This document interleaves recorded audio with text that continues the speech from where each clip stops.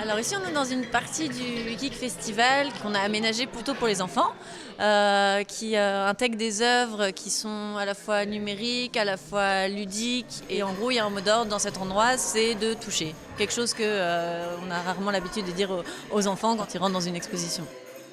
Ici, c'est une œuvre de Karina Smigla-Bobinski, donc qui est une artiste qui réalise souvent des grandes installations qui sont très visuelles, qui, comme vous pouvez le voir, est hyper colorée.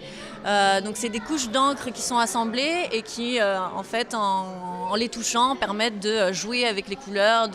C'est un tableau en mouvement constant et qui permet de créer des formes à l'infini, qui n'est jamais le même, en fait, qui du coup, vous pouvez le voir à son succès.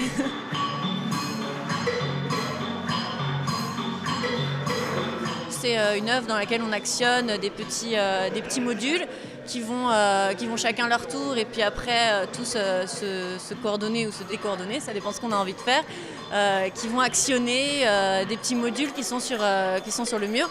Et on peut changer le tempo, on peut mettre plus fort. Il y a aussi un système son qui est intégré, donc qui permet de booster un peu la musique.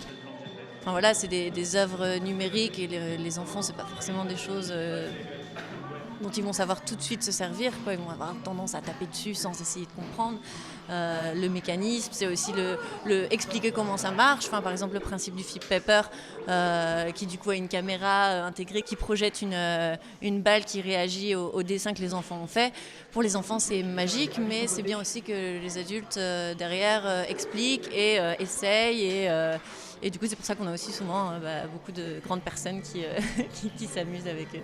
En fait, ici, tous les enfants jouent de quasiment 2-3 ans à 99 ans.